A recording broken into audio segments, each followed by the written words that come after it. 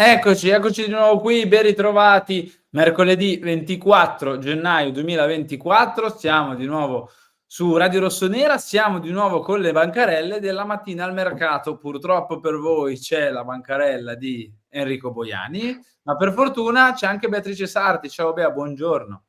Ciao, ciao a tutti, buongiorno. Non so se oggi la mia sarà la migliore, però non è come l'altra Mh. volta che era un divario quasi netto. Oggi vediamo. Ecco, infatti ho detto buongiorno, che però era dell'episodio scorso, non era di questo episodio. Ormai è difficile l'arrivo del difensore del Torino, praticamente ormai spenta la diciamo, la notizia che portava a un arrivo dell'azzurro, dell'italiano al Milan, però ci sono altri 2 difensori, li avrete già letti dal titolo, dalla copertina. Tra pochissimo inizieremo a parlarne. Prima però, come sempre, vi invitiamo a supportarci, quindi mettere like, cliccate il tasto del pollicione all'insù, quindi supportateci mettendo un bel like, iscrivetevi al canale se non l'avete ancora fatto, attivando la campanella per tutte le notifiche dei nostri contenuti, e lasciateci un commento dicendoci quale dei 2 nomi preferite e soprattutto consigliandoci e consigliando al Milan magari altri difensori. Bea, direi che possiamo partire, direi che partiamo andando in ordine con la tua bancarella, quella di Trevoh Chalobah.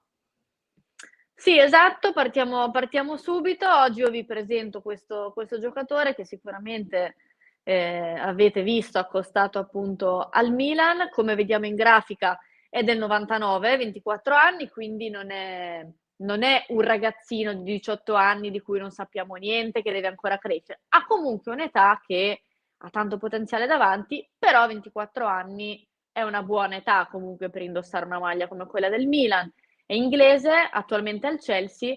Vediamo che il suo ingaggio è abbastanza in linea con i parametri del Milan, 2.600.000 € al lordo, 1 milione quasi e mezzo al netto, e per Transfermarkt soprattutto il suo valore è 18 milioni, che non è poco, diciamo, No. non è pochissimo.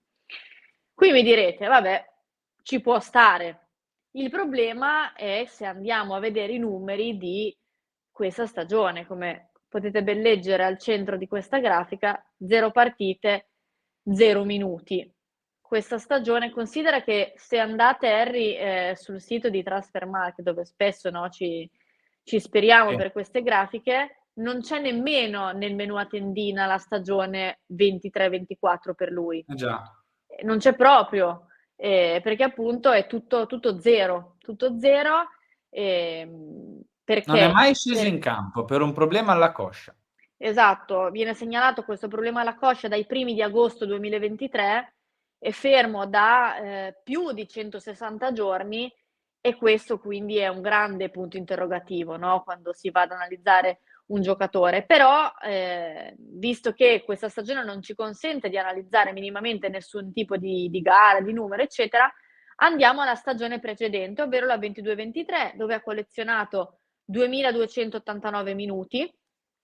In Champions, 10 gare ed è partito per 4 volte dall'11 iniziale. In Premier League i numeri sono comunque non male nella scorsa stagione, ovvero 35 gare e per ben 18 volte è stato scelto tra i primi 11, quindi devo dire dei numeri buoni, non mi viene da dire negativi o positivi, dei numeri buoni. Mentre Discreti, sì. invece esatto, discreti, mentre invece se andiamo ad analizzare i numeri della stagione 21-22, più o meno il minutaggio è simile, ovvero che passiamo da 2.289 a 2.335, quindi ha giocato un po' di più. In Champions non benissimo, perché, in 9 partite comunque è partito solamente una volta nell'11 iniziale. Anche in Premier League un po' meno, perché è partito nell'11 iniziale solamente 17 volte, però comunque In sono dei linea in numeri Premier con in l'anno linea, dopo. esatto, sicuramente migliori rispetto a quest'anno che appunto, purtroppo 0 minuti, 0 partite, tutto 0. La sua tabella infortuni, guarda, colpisce ovviamente quei 162 giorni, perché è inevitabile. Nella stagione 21-22 ha avuto un piccolo intervento che però l'ha tenuto fuori solamente per 2 gare. L'infortunio alla coscia, 18 giorni di stop. Quello più lungo, appunto, dopo quello di cui abbiamo appena parlato, ovvero quello attuale, è stato un infortunio alla caviglia nella stagione 2017-2018 che l'ha tenuto fuori circa 60 giorni. Però per il resto nulla da segnalare. Ovviamente un giocatore, come ti ho detto, che ha dei punti interrogativi, ha anche degli aspetti positivi comunque, perché è un buon giocatore, però va considerato tutto, ecco.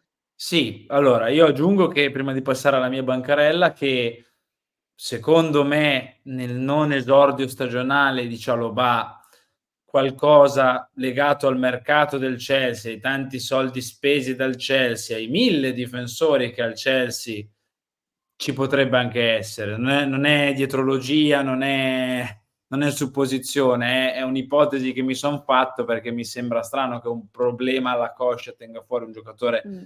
per così tanto tempo.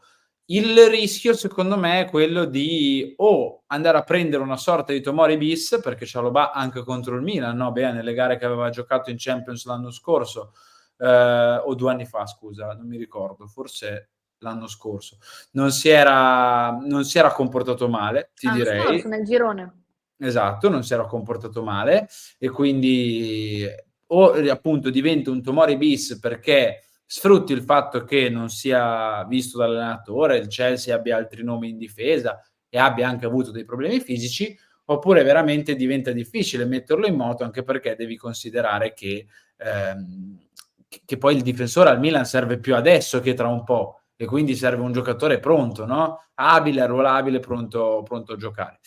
L'altro nome che facciamo è della mia bancarella Bea, ma sarò molto rapido qui, è quello di Tosin Adarabioio, che è un nome bello esotico di quelli che piacciono a noi, giocatore e difensore inglese del Fulham, dell'anno più bello della storia degli anni nel corso dell'umanità, perché è del 24 settembre 1997 Addirittura! e già per questo la mia bancarella dovrebbe essere la migliore della tua, ma va bene, no, ha un ingaggio anche Ha qui in fatto linea. tutto lui, eh. Ha fatto la mia era la migliore, poi la sua era la mi vabbè, ha fatto tutto lui. Vabbè, è bello così la mattina al mercato. Ingaggio in linea, ma la cosa più succulenta, ti direi, di Adarabioio è che diventa un nome anche interessante eventualmente per giugno. Perché? Perché va in scadenza. Esattamente come per esempio Kelly del Bournemouth, di cui avevamo già parlato nei talk, in altre trasmissioni, è un altro giocatore che va in scadenza. Scuola Manchester City, difensore ti direi moderno, con ancora alcune lacune, perché Mh. nonostante abbia 26 anni comunque qualcosa su cui può e deve migliorare c'è. Non è duttile, non è diciamo adattabile come Cialobà, che ha fatto molti più ruoli in difesa, ha giocato anche un Che po' a però, centrocampo. aggiungo Harry, visto che hai parlato del contratto, Cialobà scade 2028, quindi Esatto. eh. Quindi Cialobà è un classico prestito. Qui magari ci lavori anche a titolo definitivo o chissà per giugno.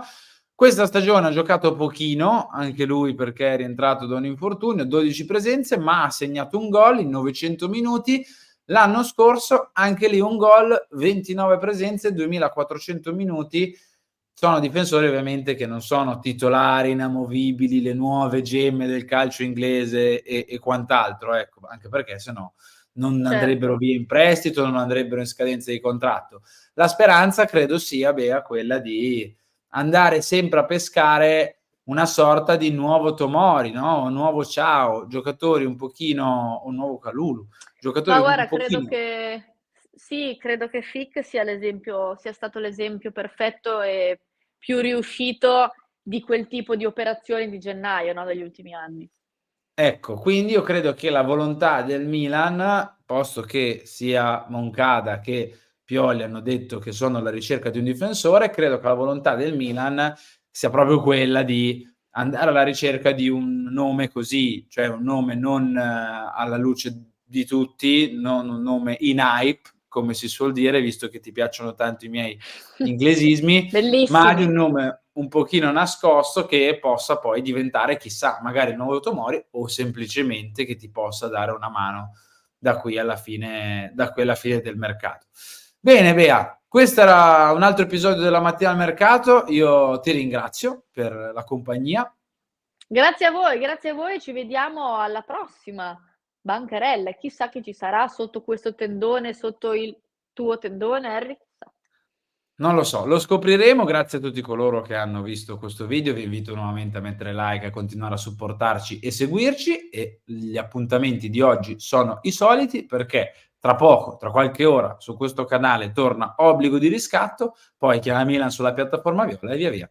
Tutti gli altri appuntamenti di oggi. Grazie a tutti e al prossimo episodio della mattina al mercato.